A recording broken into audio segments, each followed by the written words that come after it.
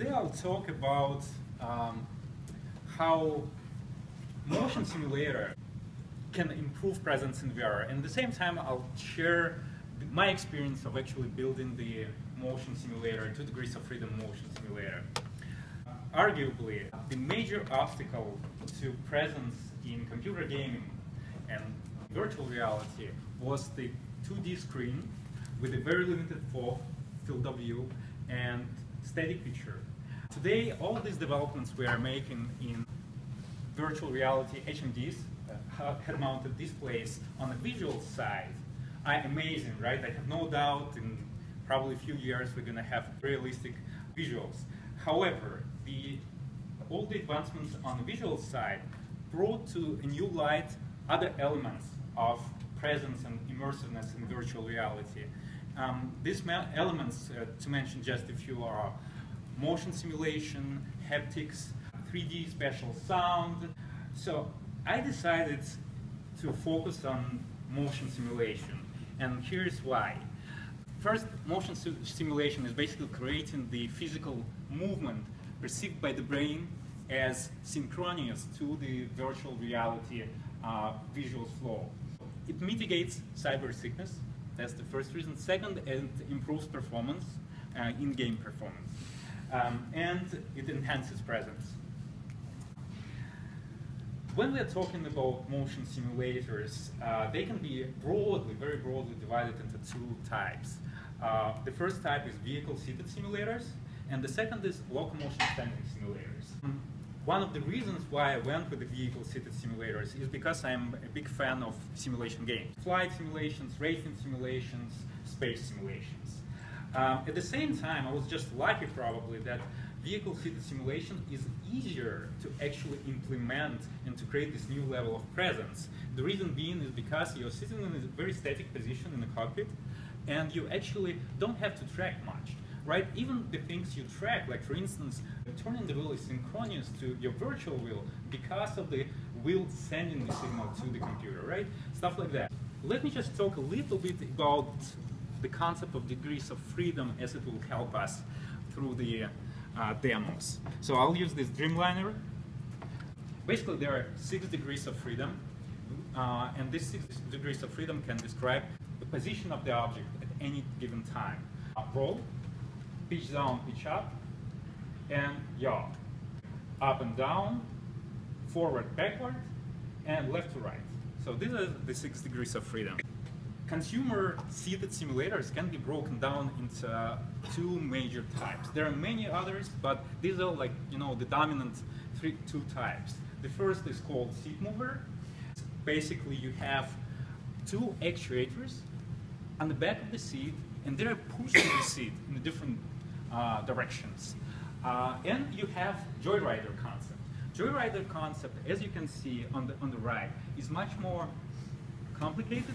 Just even if you take the number of actuators, there are 6 actuators on 3 corners. So it's more difficult to implement, it's more costly, but it also brings some benefits. And the major benefit of Joyrider is that it can bring this 6 degrees of freedom maximum, right? While with the seat mover, you can go, in this example, with the 2 degrees of freedom, you can add 1 more degree of freedom, but that's pretty much it. Now I want to talk a little bit about motion simulator sickness. There are a bunch of theories which describe VR sickness, like cyber sickness and motion simulator sickness. And one of the probably commonly known is sensory conflict theory. What it tells us is that there is this optical flow pattern, and if it's not aligned with the movement flow pattern, then you have problems. Yeah. So there are things which can be done with the motion simulators, by using motion simulators, that can actually significantly mitigate the effect of VR sickness, for instance. In general, our body, our vestibular system, has flows. For instance, the amplitude of the acceleration and absolute velocity cannot be really well perceived by our bodies. So imagine I'm driving the car at 50 miles per hour and I I'm closing my eyes and I'm accelerating, somebody is accelerating me to 100 miles per hour. So if I don't know that somebody is accelerating me, and just comparing these two moments, in reality, if I close my eyes, if everything else stays the same, I will not feel that I'm moving twice the speed. Things like that actually can be really well applied to motion simulation. What we do, we trade the gravity vector for acceleration. So what happens? When I'm accelerating, pushing on the gas pedal, the car pitches up and accelerates. So motion simulator cannot accelerate. It's a static object, right? But it pitches, and the pitch itself sends the signal to our brain. And this signal is sufficient for us to assume that we are also accelerating. So that's basically the idea of trading gravity vector for acceleration. So low amplitude accelerations. Very interesting fact. Apparently our brain vestibular system has issues detecting the accelerations which are happening with the speed lower than 2 degrees per second. And that is used by simulators. What happens? A simulator, for instance, makes a move to the right. In order for simulator, and obviously we have a restricted range of movement, right? I move to the right. If I need to make another move to the right, I'm restricted already by the displacement angle. So a simulator needs to go back to its neutral central position. What we do, we basically, when I make a move to the right, then simulator unconsciously for the person who is driving it actually goes back with a very slow speed below the 2 degrees per second to its central position. So it's ready now for the next move. Probably the second kind of set of factors which help to prevent simulation sickness is adaptation. In 1980s, there were independent research done by US Navy and US Army. And the goal was to actually see how professional pilots react on motion simulation. One of the surprising discoveries made was the fact that experienced pilots are having more issues with motion simulators than unexperienced pilots, like students. Okay? In reality, what was happening, the experienced pilots, because they've been flying years and years, their brain expects certain visuals to be in line with certain g-force or wherever, right?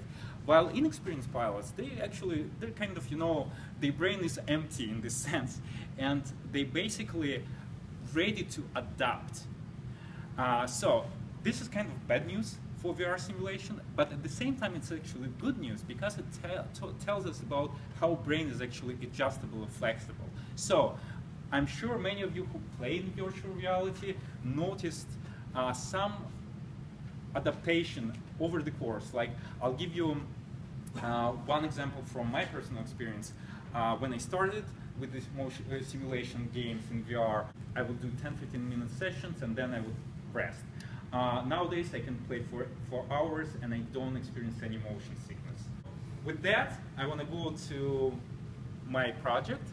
It all started with my dissatisfaction playing in virtual reality racing games just in like desktop setup. So I felt like something is not right and the cockpit didn't feel right. So I got this chair, which was really good to some extent. I realized I'm missing some motion.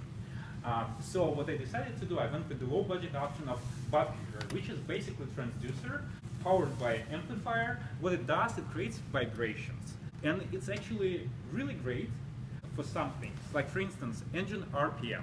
When we're talking about anything related to displacement angles, that's going to be a completely different story. Really, vibration-based simulators do not provide this presence very well. So, having this issue, I decided to go more hardcore, and Bartek will be demonstrating you how this new motion rig works. Now, basically, I decided to go with the something with 2 degrees of freedom. So, the problem was that I went to the market, I wanted to buy an off-the-shelf product, and all I was able to find was way above my budget, right?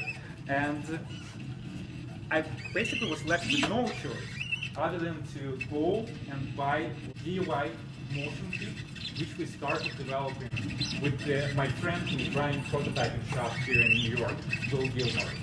So we bought sim experience frame and actuators, and then we started adding the stuff on it. Our first phase was actually adding the wheel, and it was very important for us to have the wheel on the bar. It touched to the seat, right, so that it's kind of one cockpit. Our next modification was adding the side controls for the stick shift and stuff like that. I played in this setup for quite a long time, and it was great. It was completely different thing compared to what I played before. But then my feet, they were still on the ground. So everything was moving, but my feet were on the ground and the pedals, right? And that's when we went to the phase 2, and we decided to add the pedals mount, and now it's really fully moving cockpit with a full kind of immersion, just like real car. Let me talk a little bit about basic characteristics of this simulator. Oh God, he broke it. Okay, so it has 250 updates per second. It has 29 degrees displacement angle for pitch, up and down, which means 14.5 down and 14.5 up. It has 15 degrees displacement angle for roll, and it can sustain 225 pounds passenger, and the actual height is very, very flexible here, right? And the reason being is because this is telescopic. This one is actually shifting, right? By just adjusting this stuff, we can actually allow people of different ages and heights play. Okay, so for this project, my plan is to actually add 2 degrees of freedom. One would be yaw, and the other one would be heave. So what heave will give me? It will give me actually ability to play other games. Okay, now about simulation in VR challenges and opportunities in general, not related to this project specifically. So the major challenge, like with the mass adoption of this stuff, is that it's fairly costly, it's huge size, and it's not universal. There are great simulators for racing. There are very good simulators for piloting the planes, but there are not many universal simulators. That's the first problem which should be solved, I believe. The size is obvious. Software support and telemetry data. So there are great games which don't provide telemetry data in order for software developers to actually write the code. Inside cockpit movement. My hands are on the wheel, I'm driving, then I decide, for instance, to switch to the next gear. I take off my physical hand off the wheel. In virtual reality, my hands are still there, right? That's a problem.